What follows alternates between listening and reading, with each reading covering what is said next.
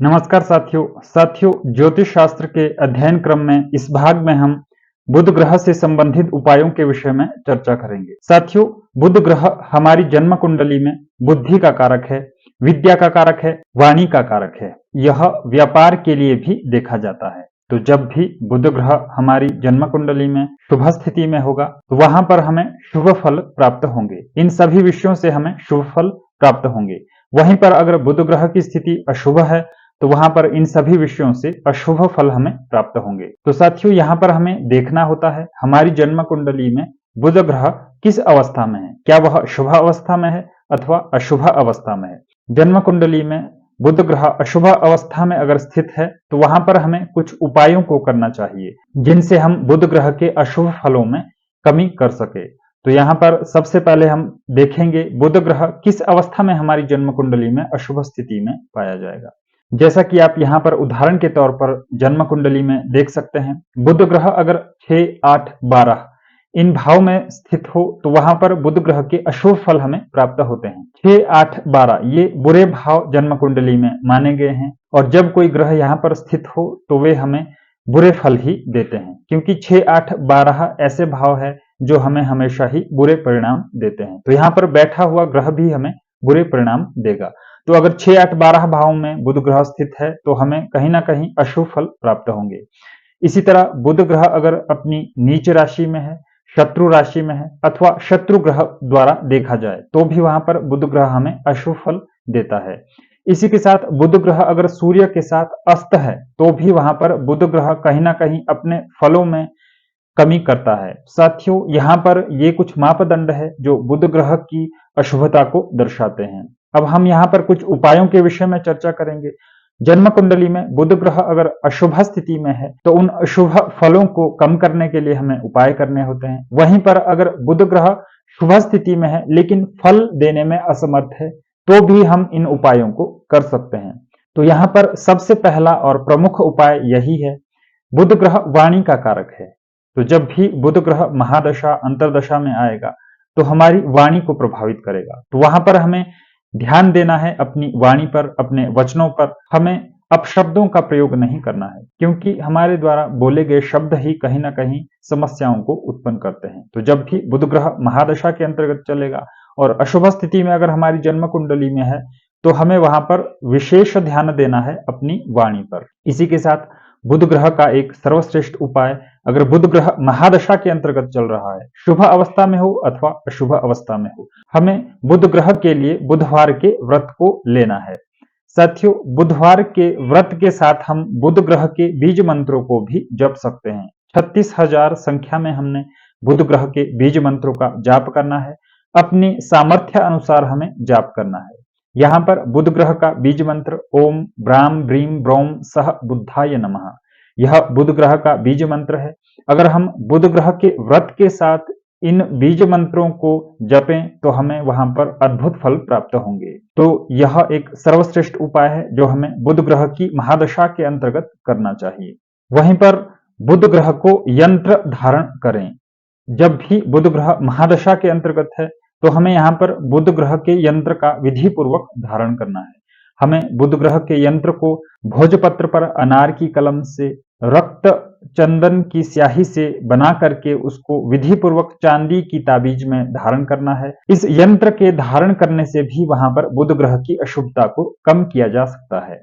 इसी के साथ साथियों, जब भी हमारी जन्म कुंडली में बुध ग्रह शुभ स्थिति में हो लेकिन फल देने में असमर्थ हो तो हमें वहां पर बुध ग्रह के वस्तुओं का प्रयोग करना है, हरी वस्तुओं का प्रयोग करना है। तो इस प्रयोग से भी वहां पर बुध ग्रह की अशुभता को दूर किया जा सकता है।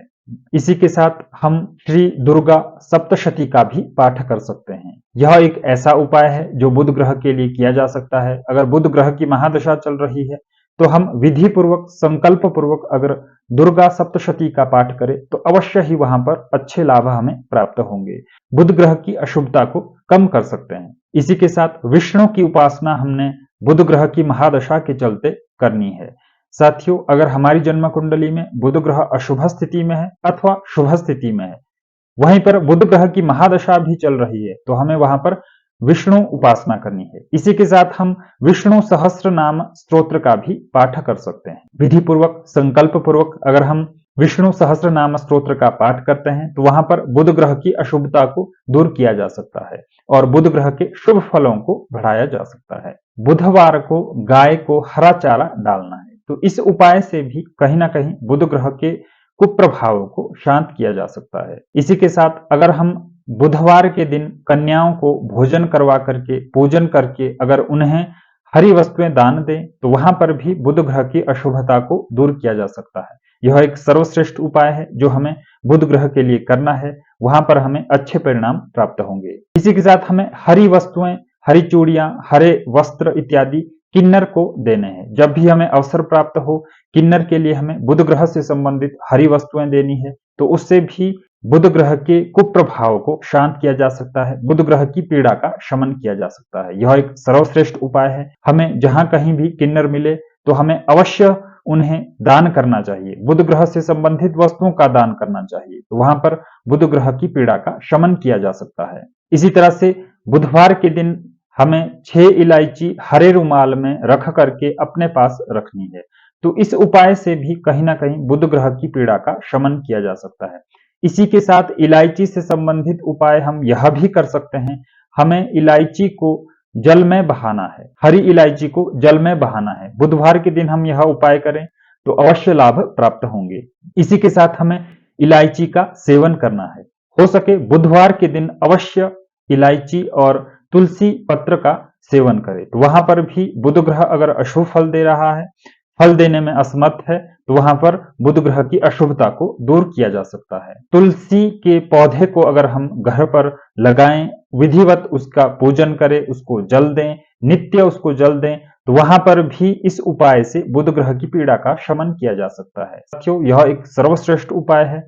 तुलसी का पौधा हमने विधि पूर्वक, संकल्प पूर्वक घर में लगाना है, उसकी प्राण प्रतिष्ठा करनी है, उसको विधिवत पूजन करके उसे जल चढ़ाना है। नित्य अगर हम यह प्रयोग करें तो वहां पर बुध ग्रह की पीड़ा का शमन किया जा सकता है। यह एक सर्वश्रेष्ठ उपाय है जो हमें बुध ग्रह की महादशा के अंतर्गत करना चाहिए। इसी के साथ एक ऐसा उपाय जो बुध ग्रह की पीड़ा का शमन कर सकता है। साथियों, हमें गणेश की आराधना करनी है, गणेश मंदिर में हो अथवा हमें अपने घर पर गणेश की आराधना करनी है। इसी के साथ अगर हम गणेश चतुर्थी का भी व्रत करते हैं तो वहां पर भी हम बुध ग्रह के अशुभ फलों को कम कर सकते हैं। यहाँ पर हम गणेश स्तोत्र का पाठ कर सकते हैं, गणेश से संबंधित मंत्रों का जाप कर सकते हैं, अथवा गणेश चतुर्थी का अगर हम व्रत रखें तो वहां पर भी बुध ग्रह की पीड़ा का शमन किया जा सकता है, बुध ग्रह के अशुभ फलों को कम किया जा सकता है और शुभ फलों को बढ़ाया जा सकता है। इसी के साथ अगर हम गायत्री मंत्र का जाप करें, विधिवत संकल्प पूर्वक गायत्री मंत्र के जाप करने से भी बुध ग्रह की पीड़ा का शमन किया जा सकता है।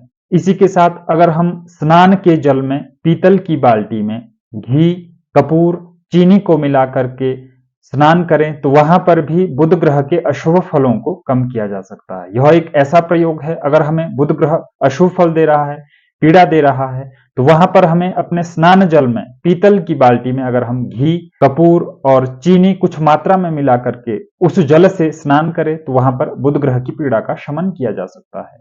यह एक अद्भुत उपाय है जो हमें करना चाहिए, अवश्य ही शुभ परिणाम प्राप्त होंगे। इसी के साथ एक ऐसा उपाय जो बुध ग्रह की पीड़ा को शमन कर सकता है, हमें बुधवार के दिन चांदी का कड़ा धारण करना है। विधि पूर्वक अगर हम उस कड़े का पूजन करके अगर धारण करते हैं तो वहां पर भी हम बुध ग्रह की पीड़ा का शमन कर सकते हैं। अगर वनस्पति से जुड़ा हम उपाय देखते हैं तो हमें अपामार्ग की जड़ को विधि पूर्वक ला करके उसको चांदी की ताबीज में डाल करके उसका विधिवत पूजन करके अगर हम उसको धारण करते हैं तो वहां पर भी बुध ग्रह की पीड़ा का शमन किया जा सकता है। बुध ग्रह हमारी जन्म कुंडली में शुभ स्थिति में है लेकिन फल देने में असमर्थ है, कहीं ना कहीं बुध ग्रह के फल हमें प्राप्त नहीं हो रहे हैं, तो वहां पर भी हम इस उपाय को अगर करते हैं, विधि पूर्वक करते हैं, तो वहां पर अच्छे परिणाम हमें प्राप्त होंगे। 4 मुखी रुद्राक्ष हम बुधवार के दिन विधि पूर्वक अभिमंत्रित करके अथवा शिव मंदिर में जाकर के शिव को स्पर्श करके अगर हम धारण करते हैं तो वहां पर भी बुध ग्रह के हमें अच्छे परिणाम प्राप्त होंगे। साथियों, 4 मुखी रुद्राक्ष मिलना आसान है, हम कहीं से भी इसको प्राप्त कर सकते हैं। उस रुद्राक्ष का विधि पूर्वक पूजन करके, प्राण प्रतिष्ठा करके अथवा शिव मंदिर में जाकर के अगर हम उसको शिव से स्पर्श करवा करके पहने। बुधवार के दिन हमें यह उपाय करना है, वहां पर हमें अच्छे परिणाम प्राप्त होंगे। बुध ग्रह की पीड़ा का शमन करने के लिए यह एक सर्वश्रेष्ठ उपाय है। अगर बुध ग्रह हमारी जन्म कुंडली में शुभ स्थिति में है, योग कारक है, अच्छे फल देने वाला है, तो हम वहां पर बुध ग्रह की महादशा के अंतर्गत बुध ग्रह से संबंधित रत्न जो कि पन्ना होता है उसको धारण कर सकते हैं। साथियों, पन्ना रत्न अगर हमें धारण करना है तो लगभग 7.25 रति का हमें सोने की अंगूठी में धारण करना है। तो इस उपाय से भी, इस रत्न को पहनने से भी अगर बुध ग्रह शुभ स्थिति में है तो हमें वहां पर अच्छे परिणाम प्राप्त होंगे।